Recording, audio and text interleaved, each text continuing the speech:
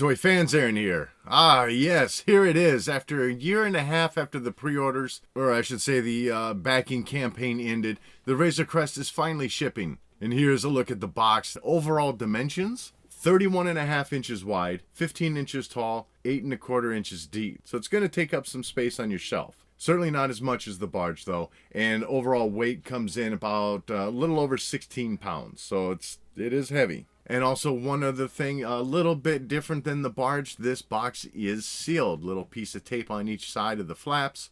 That photo on the front really stands out. You got a nice canyon backdrop along with the sand for the ground. Great image of the toy that you're getting, and a few of the world building figures. Of course, you're getting Manddo, you're getting Grogu, and then you got Quill and IG-11 on the right side. Top left of the packaging is the Star Wars Mandalorian and Razor Crest branding. Bottom left is your little highlight that includes these three figures. And on the top right is your Haslab branding. We're going to get through this kind of quick here because, really you want to see the toy.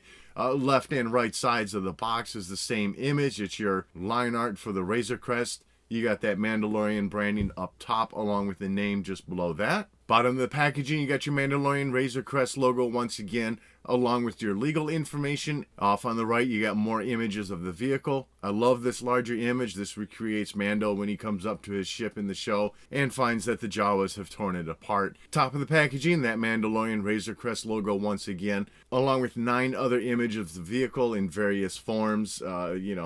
Manddo and Grogu in the cockpit, walking out the side door, some Carbonite blocks in his holding area. Clearly there's a lot of features within this vehicle. Back of the box, image detailing is pretty much the same as the front. This time though, as you would expect for the vintage packaging, it's all done in that line art. While not as cool looking as the image on the front, there's still something fun about seeing this type of image on the packaging. Starting to slide things out, here's how it is initially packaged inside that box. You got a big piece of styrofoam. It's taped up, holding things together. On the front side, what faces the colored portion of the box, it's some various pieces here, also held in with tape. The Carbonite block, looks like some landing gears. And then on the back side of that styrofoam is going to be the display stand. And sliding that top off and say things are pretty well packaged on the inside. That is, if you take the top piece off that has all the various pieces on it, leaving that display base facing down. Otherwise, it's all just going to flop over on you.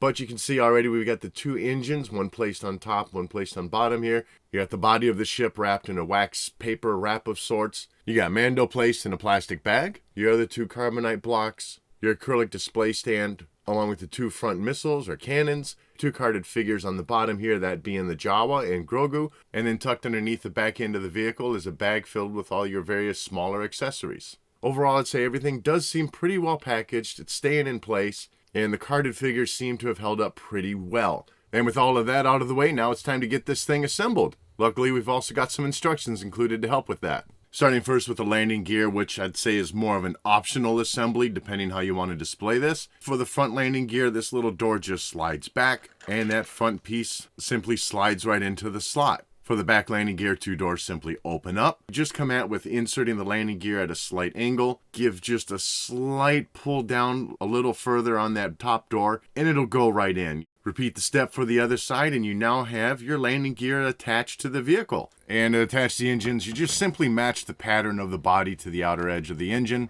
and those slide right in. Nice tension to them. They snap in pretty well. And then you got your front cannons to attach, and this is just a round peg, round hole type situation. Just make sure this little heat shield or panel, whatever, is kind of angled downward. And you'll also notice that there are screws along the bottom of the cannon. So as long as you have those screws facing downward, give it a solid push and you're good to go there. And that completes the exterior assembly of the vehicle. And here's a quick assembly of the display stand. First off, overall, the diameter of this base piece is 11.75 of an inch. The base itself is done mostly in a black finish, but you do have a very nice silver painted Star Wars, the Mandalorian logo down at the front. Assembly is very simple. The 2 acrylic structures simply snap into position. They are different sizes, so assembly is not going to go wrong for you here. And aside from the slotted piece on the left position, which goes into an open spot on the bottom of the vehicle, the Razor Crest simply cradles in on these tabs that stick up on the front and back sides of the stand. Holds very well into position. The stand itself is very sturdy. I think this is going to hold up very well over time.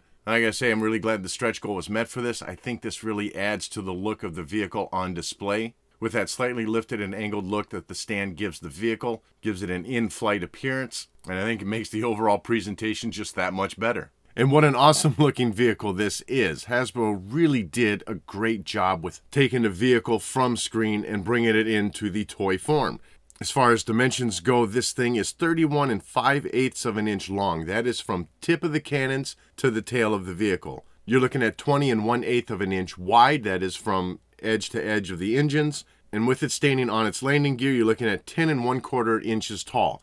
And it is done overall in an excellent silver color, very reflective. There's a great dirt wash applied to the majority of the vehicle. There's a few points that are lacking in that. But as far as that wash that is applied, looks great. You know, in some areas it thins out, in other areas it gets a little heavier.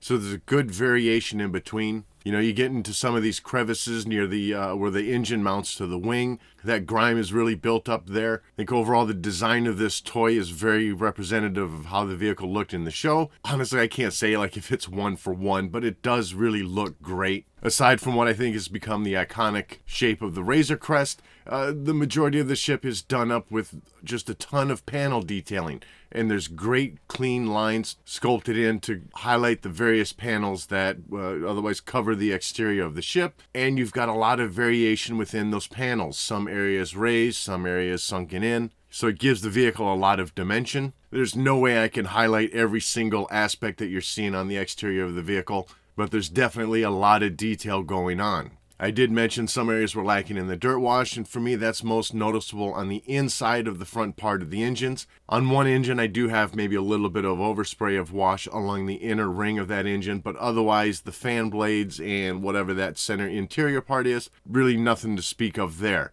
Any coloring is done, it looks like maybe just by the color of the molded plastic. Hard to say if this silver bit running through the center and vertically is either painted silver or molded silver plastic. One thing that does look great is on the backside of the engine to represent some discoloration of heat. You got a wonderful color pattern painted in, going from a dark brown to a red to like a metallic blue.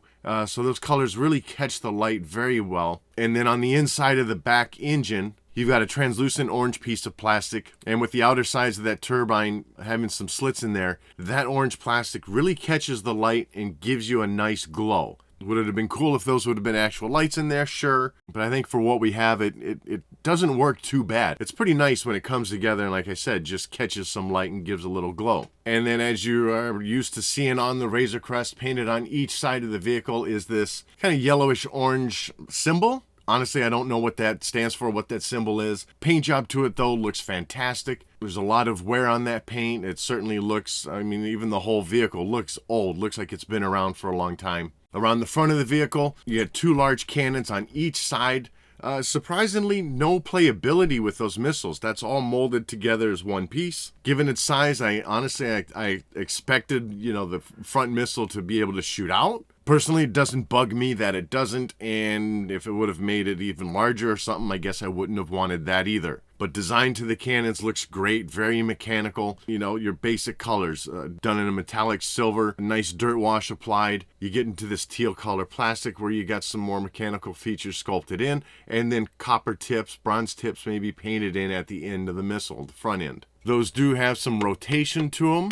You can aim the missile straight up and down, but you're not getting a full 360. The back end, or depending how you're turning, the front end of the missile is going to hit the side of the vehicle and keep that from going any further. And that back edge of the cannon runs very close to the side of the vehicle. I could see definitely over time if someone's playing with this vehicle, you're definitely going to get some scratches along the side of that paint, along that plastic. It's going to wear in. Top canopy of the cockpit looks great. Nice, large, clear plastic, allowing you to get a good view inside of the vehicle while this is still in place. Through the rest of the front, like I said, a lot of the same design carries through. I'm not going to really go deep onto each part. One noticeable thing here, though, in the front bottom, you got two orange pieces of plastic. Guessing that's to represent some headlights. If there's any customizers out there, I'm guessing this is a pretty good starting point to add some lights of your own, maybe. I don't know how easy something like that is, but I'm sure the possibility is there. Along the top, you can see you got a silver button here. This will pop off the top panel. Again, I'll get to that feature in a moment. Otherwise, throughout this top section, and as you get from the middle of the vehicle to the back, you have more bits of kind of kit bash material, canisters, it looks like, on each side of the wing. Some various external pipes done in a different color of plastic, still with a wash applied. Gives it some nice separation to the rest of the vehicle though. Along the top center in this oval section, you can see partially exposed is the escape pod. And then moving further back into the vehicle, you got another exposed section just essentially showing off a lot of mechanical features of the vehicle. I mean, as with a lot of these toys, I could just make stuff up. I don't really know what a lot of those things are supposed to represent, other than just to make it look really cool. Aside from the lighter gray colors to separate it out from the vehicle more, and then it looks like maybe what was white plastic. Excellent dirt wash applied within this exposed area, really grimes it up a bit. And then the rest of the top portion is, well, you know, again, panel detailing. You get a little bit of more exposed mechanical features as you get to the tail of the vehicle. And then that look even continues down to the proper backside of the vehicle. This little inset section showing you some other mechanical features. Another noticeable miss, I feel like, on this vehicle for, you know, like I said, well, missing either just paint decoration or even some weathering, is the landing gear. The landing gear itself does have a side panel attached that matches up very well with the body. Panel sculpting, painting of it looks great when attached, blends right in. What I'm not liking is, I guess, well, the gear itself, done in a base kind of grayish color of plastic. There's great detail to the sculpt. It does. It looks awesome. I just don't like that it's missing paint application. Just really cheapens the look, I feel like, because it doesn't blend in well with the rest of the vehicle. And we'll just let the camera pan through the bottom of the vehicle where you still have plenty of sculpting being done. A little bit lighter, but who's to say if it's right or wrong. Still a nice paint job, and the weathering is still applied. So things even for the bottom of the vehicle are finished off, which is great since, well, when it's on the display stand, you see things at an angle and get a good look all around. Obviously, you got some exposed screws. It is what it is. You gotta put this thing together somehow. So I'm fine with those being visible along the bottom. Now, the fun doesn't just stop there with the exterior features of the vehicle. Throughout this thing, you've got removable panels. Each one is unique to its shape and size, so you're not going to get things mixed up as to where they should have gone after you've taken them all off. And taking each one off is pretty easy. You've got a small raised section, a little fingernail indent, if you will, that you can just pop each panel up. And even that works out well with the aesthetic of the vehicle because it doesn't stick out like a sore thumb, or at least to me it doesn't. Due to the design of the vehicle, while being right there in the open, is kind of camouflaged by everything else. So on the left engine, you've got two removable panels, one kind of a medium size and the other one relatively large in comparison to the engine, revealing on the inside some really nice engine detailing sculpts. Not to be overly repetitive in what I'm saying, but it looks like you're seeing some vents, some pipes of sorts, just kind of how I guess you would imagine an engine would look. That's what you've got going on here. Nothing overly dramatic in the painting. I'd say the plastics is probably a molded teal plastic, maybe a darker teal. And then you've got a pretty decent wash applied on the inside. Inside of these panels, the sculpting is a mirrored look of what you see on the outside. So you got some raised pieces, and aside from that dark gray plastic, no other special painting applied. Pretty fine with that part of it. I do like at least that we've got some sculpting on there. Remaining on the left side, if you rotate this cannon straight up and down, that'll give you another panel access point that you can open up. Pretty plain in this compartment. Still nice sculpting. Some various vents, pipes, and whatnot sculpted in. All done in that teal color plastic, so no additional painting and no additional weathering. So we're getting a little bit of a lack of consistency here for how they decorated the, I don't want to say the interior, you know, it's not an interior compartment, but the insides of the vehicle. Remaining on the left side of the vehicle, you have the ramp that you can lower down. And at the tip of that ramp is a little extension that should slide out. On mine, and from what I hear from many others, it's stuck in. A lot of people have had luck with a hairdryer on it for a little bit, and they're able to get it loose in there. My hairdryer does not get that hot, so mine remains stuck for now, but that little piece should extend out. And then also on this left side, you have a large side section panel that pops right out, giving you some nice open access to the interior. For the back end of the vehicle, you've got a docking ramp that does extend down. And for both ramps, the docking ramp and that side ramp, I love the way that the pistons, if you will, slide along the edge of the vehicle. So you have a nice look and still being quite functional. On the right side of the vehicle, you'll find 3 removable panels there. This front one's just a mirrored look from the left side. I'm quite alright with that. Then you get into the middle where you got a larger panel. Again, pretty much the same. It's the same with all of these, just exposed interior structural skeleton of the ship. No additional painting to help separate some of that framing out of the vehicle. It definitely would have benefited from that. That aside, those sculpts looking great. And then you get to the rear side panel where that is also removable.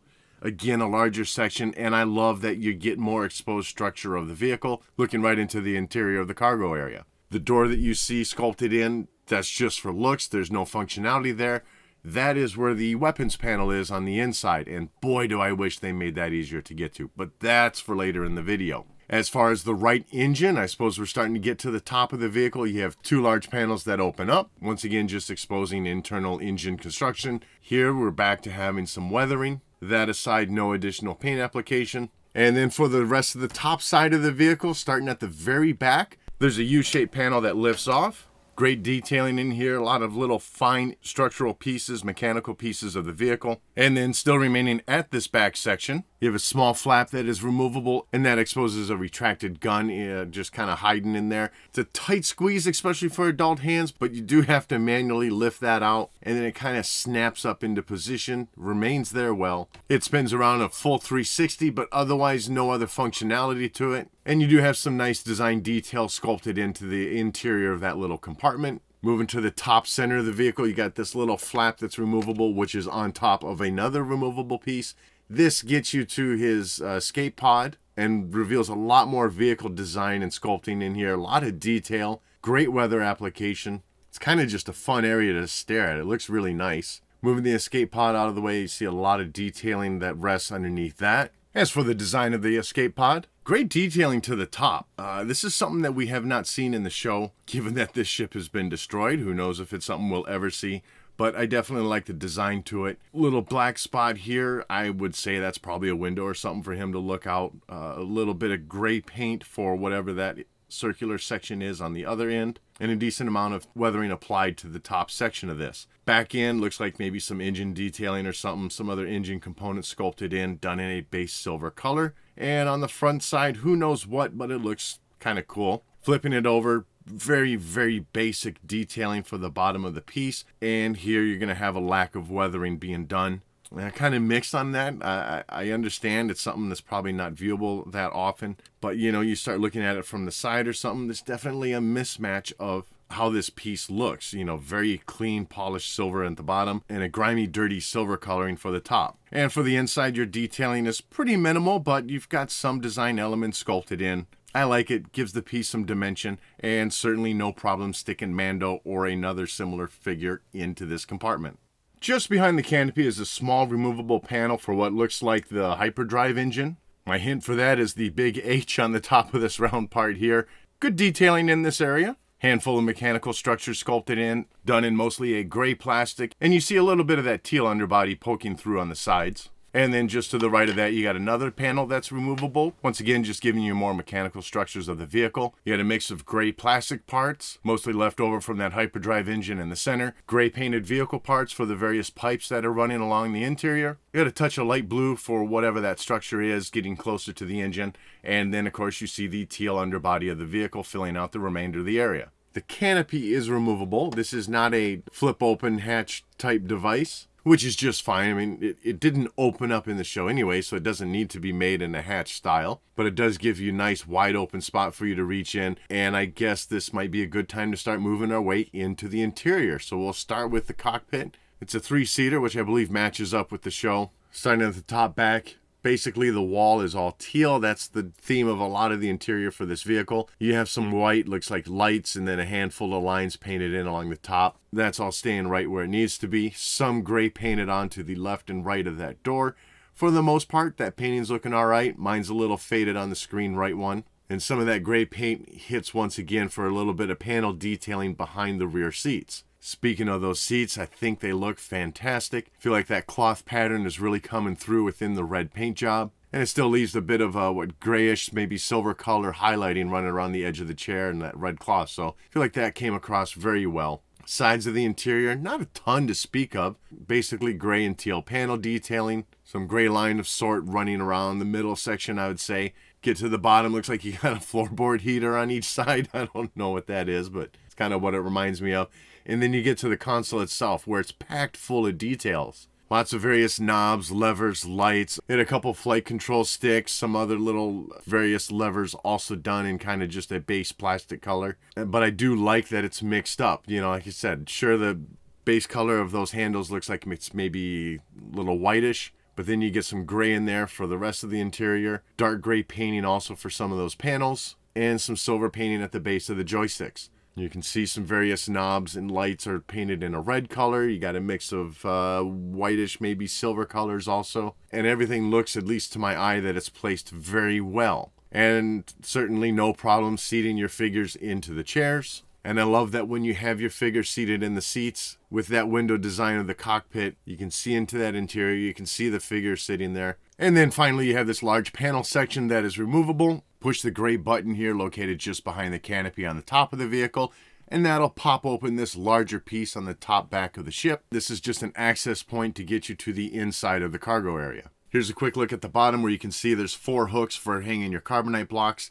In case you have one and haven't opened it up by now, this is the rattling that you're hearing inside, so nothing broken. Otherwise, minimal panel detailing along the bottom of that piece, and it looks like maybe a hatch door or something also sculpted into the far side. Otherwise, minimal detailing around the edge of this top panel. Also, I should note, similar detail is also done for the engines that snap into the sides of the vehicle on that inner part. Also, some mechanical features on the inside of the edges of those wings. Carrying on for the rest of that inside, along the top edge, similar detailing that was done on the edge of that top panel. And as you can see already, there's a lot happening on the inside of this ship. First, on the front left side, you've got a what do you call that? Refresher, I think, the space toilet. You got a fair amount of hoses and such sculpted in. A little funnel for, I guess, catching some of your refreshing that you're doing.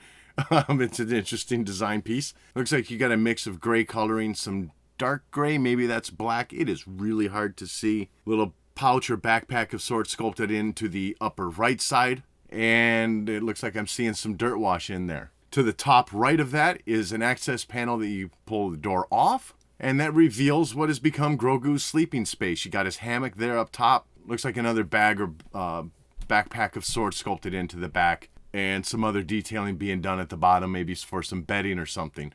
Nice painting, nice weathering in here. And finally below that, we got a door that flips open. Little storage compartment, nothing really to highlight in here, just an added space, no special decorating or anything to it. Moving now towards the right, you got bifolding doors that reveals the ammunition closet. And this is both a highlight of the vehicle and just the worst aspect of it also. In this area, you can store 20 accessories. They're individually sculpted, and it looks really cool when you have it all decked out like this. The problem is it is a pain to get these weapons put into place. It's a nice system. There's little pegs that slot into the trigger area of the weapons. For the thermal detonators, there's a hole in the back for those to plug into the wall. But it's such a tight area that you just, well, big hands, little space. You need tweezers and some other device. I used a flathead screwdriver to help push things into place. I really wish maybe that the closet itself had a removable tray that you could then load up and put in, because at this point, I think probably for the majority of people, once they have things in here, they're just not going to want to remove them. Otherwise, though, I do like the concept of this, and it definitely gives this vehicle some more dimension. Continuing farther right on that wall is his portable Carbonite freezing chamber. Basic panel design both on the front of that door and also on the interior. You can slide one of the included Carbonite blocks in there and close the door. And moving further down the wall, basically you're getting into just a lot of decoration and holding of accessory pieces. First, the vehicle comes with these 2 cargo nuts attached already. It's just held on by a clip. I like the fabric of this. Nice kind of olive green color with some orange striping being done. Overall, I'd say each little individual lace of that fabric is stitched together well. Obviously, once you have it hooked into position on the vehicle, if you get a little too rough with it pulling it off, you will start to tear things. You have numerous clips on the wall. You can pick and choose which ones you want to hold these into place, and also then if you wish to add any backpacks or something behind that. And then beyond that, the rest of that right side and the base of that plastic is basically mechanical detailing. Wires sculpted in, the skeletal structure of the ship. Beyond the teal color, and this holds true for basically the majority of this interior, you're just getting some weathering applied. And even though you do have a handful of bag accessories that are separately sculpted from the vehicle that you can move around and position, you've got a handful of those sculpted into the interior of the vehicle. Those bags and pouches that are sculpted onto the wall are painted very well. And then on the opposite side of the vehicle, you got a couple pouches near the top, done in a nice olive green color. And then on that final panel that's removable is a backpack. Very nice sculpting to that. Great detail within the sculpt itself and the paint application. And then you got a couple kind of greenish in color, panels or something. And you got a small little pouch detailed into the left side of that panel. Spread throughout this interior are numerous hooks. You've got 8 other backpacks and pouches that you can hang on the insides wherever you like. Go through those in more detail in a little bit. And then finally, it is on this side where you also have a ladder. There's really not much to say about it. It's accurate for the vehicle because, of course, there were 2 levels to the ship. It's held in place by a couple clips at the top and bottom of the ladder. You do not need the side panel attached for this to remain in position. And I guess really that's all I have to say about that particular piece. And now to take a closer look at the various vehicle accessories. These are the blasters, the bags, the various thermal detonators that come with the vehicle, not concentrating on the accessories that come with the action figures. So in total, you got 28 accessories, 16 of those being various blaster pistols and rifles. Decent sculpting to them, very basic. I'd say still pretty much in line, though, with what you see on other releases of figures. Some of them have some brown painting at the end of the stock or on the handle. Some are just done in the all-gray plastic. In each case, none of them have any weathering or any special other painting application to them. And pretty much each one fits well in Mando's hand. A couple of them do get a little small, but they still manage to stay. Then you've got this clip looking thing. I haven't figured out what that goes to. And then you've got 3 white thermal detonators. These are very small, really hard to make out the sculpt of this. There was definitely an effort put into place, and then you got holes in the bottom of that that helps keep it in place within the ship. And then finally you got various satchels or handbags, and while you have 8 satchels and you've got 4 varying sculpts to each of these, so you get 2 bags with a matching sculpt for each set, but different paint applications for each one. It's a similar sculpt for these 2 thin bags here, kind of taller. These are sitting at just over 1.5 inches tall and about 1/2 inch wide. This brown one here is a little bit more plain in its paint application. A little bit of weathering to the coloring though, so it still looks nice. And then you switch over to this green one where some of those details are now painted in. There's silver for this round bit at the top, some silver also painted in for whatever these little pieces are off on the left side, and then a light tan color painted in for a little strap running around the bottom. On the back side of each of these, especially this one that's been painted in on the front, no additional paint application for the back. Still do get some weathering. And then you get to this, I guess, medium-sized bag, if you will. It's a little shorter, just under 1.5 inches in height and a little bit below 3/4 inch in width. Still, great sculpting. I love the design of these bags. They seem like they fit right in with the ship. Beyond the tan color in one and the dark brown color in the other, each has some weathering to it, but no additional paint application being done. And then you move on to these other larger bags, which is just a smidge over 1.5 inches in height and just over 3/4 inch in width. This green one here is going to be the plainest one that you get. You know, like I said, still great sculpt, no additional paint application, and barely any weathering to it. Moving on, we've got a tan one with kind of some green accents for some various pouches and canisters on it. A lot more weathering detail being done on this. And then as you flip around to the back side, you got a flatter design where it's hanging on the wall, and now we're getting some additional paint application on the back, giving you a dark brown color for whatever reason in the middle there. And then finally, the second set, you got this one in a light tan color, and then some silver accessories painted in. Looks like a canister, looks like some sort of case. You got a wrench off to the right, and you know, I don't know what else the other things are, but pretty nice paint application still to highlight those various pieces. Overall, still a great sculpt. And I love the additional weathering, and then the coordinating piece where now you've got some more straps that are highlighted with dark brown paint. And then finally we get the little thing that Grogu can sit inside, Baby Yoda, however you want to call him. I gotta say, I like the design of this. It's still pretty nice. This is about 7/8 of an inch tall and about 1 3/8 in width. Basic sculpting for the detail, but overall I do love the design. It kind of reminds me like a little ice cooler or whatever without the lid. Anyways, though, gray plastic overall. Some silver accents highlighting the sculpt for the handles, and maybe those are some silver hinges or something, even though it doesn't have a lid. And great application of the red, 2 blues, and silver lights at the very front. And Grogu, as you've probably seen by now, fits very well inside of this. Moving on now to the 3 included action figures for this vehicle. You have 2 carded figures, those being Grogu and a Jawa, and Manddo himself only comes in a plastic baggie. For the most part, these 3 figures are all reissues. Looking first at the Mandalorian. For the most part, he is a reissue of VC 181. In this case, this time around, Manddo is getting a soft goods cape instead of the molded plastic, and that is the only difference between the 2 figures. Since these figures are so similar, I'm not going to go into an in-depth review on each of them. I'll save those for the individual carded releases when I get to those. I will say, generally, yes, I am more of a fan of the molded plastic capes. In this case, though, it's awesome that they included the soft goods so that he can sit in the cockpit of the Razor Crest. And, you know, some of my complaints for cloth capes hold true here. It's just, it doesn't sit right around the neck. It's really bunched up. I don't like the looks of that part of it. But as you get down to the lower end of his cape where it's all tattered up and has some holes, that I do like. It looks really good. As I said, though, the main purpose, though, is so that you can seat the figure in the cockpit, so it serves its purpose well. And the included accessories for the Mandalorian, those being his rifle, blaster pistol, and jetpack, once again, all look the same as that carded release. Here's a quick look at Grogu on the card. I will say that for Grogu and the Jawa, I'm not opening these up yet. I'm kind of still undecided on what I'm going to do with that. And at this point, I'd kind of like to just keep them on the card. So we'll make do with what we got. The card art looks great. Of course, you get the Mandalorian logo. Grogu with the subtitle of the Razor Crest.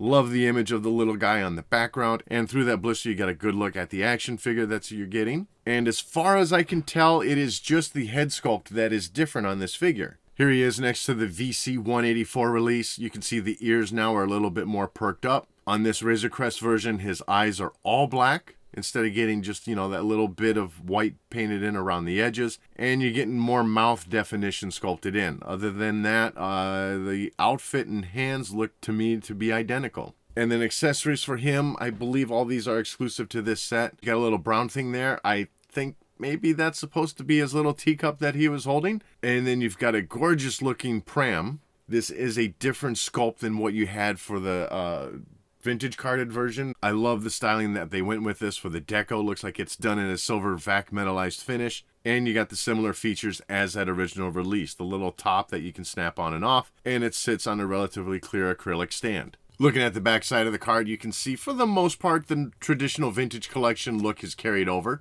Top right corner, Hasbro has switched over from the VC numbering, which even for the yak face figure for the sail barge, that was VC000. Now we're on to Has 001 for Grogu. Not sure why they decided to switch things up now, but okay, whatever. Moving down a little more, you got a great image of the Mandalorian holding Grogu in his lap, both sitting aboard the Razor Crest. And then just below that, you got a brief description written out kind of about what's happening in this scene, that they're being pursued by some bounty hunters. And then lower part of the card is your legal information. And here's a look at the carded Jawa action figure that's included. Specifically, this is the Offworld Jawa Elder. The figure itself is a reissue of VC203, just the Offworld Jawa. Nice image on the card back of the Jawa holding that cracked open Mudhorn egg. Through the blister, you got to look at the action figure along with the included accessories, and that is where the variation lies with this figure.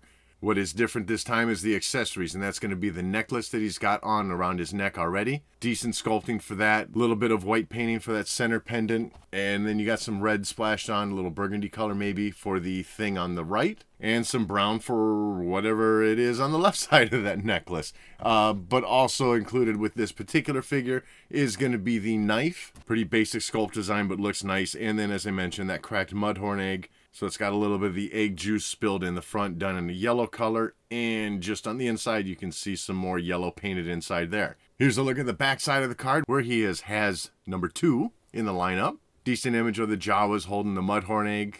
And then below that in your multiple languages is your brief description kind of describing what's going on in this scene. Bottom half of the card is, of course, your legal information. And then finally, we have the 4 included Carbonite blocks that was included as part of the stretch goal for the Razor Crest. All 4 Carbonite blocks, aside from the actual character that is sculpted in there, is exactly identical. The sculpting for the characters that you're seeing does look great, as you would expect. I mean, these Carbonite blocks lately have been looking really good. A lot of species details, facial features, and such are being shown off well. Each Carbonite block has the usual look of the 4 panels on the left and right sides. Not much detailing to speak of for the top and bottom. What is sorely missing, though, is any paint detailing. The Han Solo Carbonite block gave us a little bit of silver paint for the Carbonite itself within the middle of that block, separated out with the gray edges of the plastic. You had some button detailing painted on the side, and these you're not getting anything. I get that these are a pack-in, but it's one detail again that compared to the Razor Crest itself with how much detail you have there, it's definitely missing.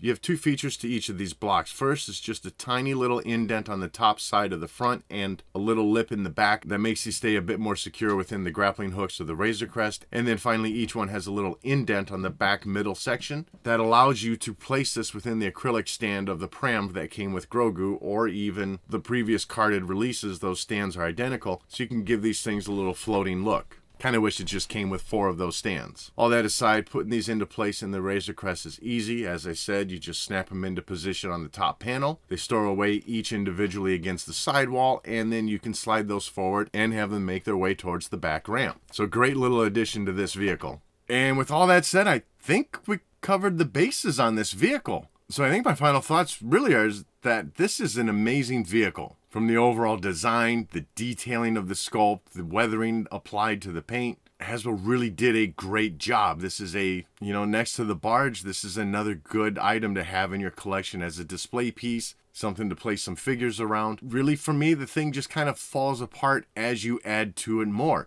Certainly on its display stand, it looks great, but you add in the landing gear and, now you're not getting all that added paint job and weathering, since those landing gears don't have it. You pull some of the panels off, and sure, there's good detailing in there, but there's no added paint application to make it blend in with the rest of the vehicle. At least underneath a handful of those. Certainly on the engines, things look a little bit better. As far as the interior, both for the cockpit, you got a lot going on there, and same for the cargo area. Would like easier access for the weapons locker, whether that's a tray that comes out to make it easier to put the weapons in, or if you just had more hand room. So by no means do I want to try and diminish just how good of a vehicle this is. I'm certainly glad it was made and that I was able to get this added into my collection. So that's going to wrap this one up. I would love to know what your thoughts are on this vehicle in the comments section below. Were you able to get one? Are you still on the hunt for one maybe now that you've seen the vehicle get released? And as always, I thank you for watching.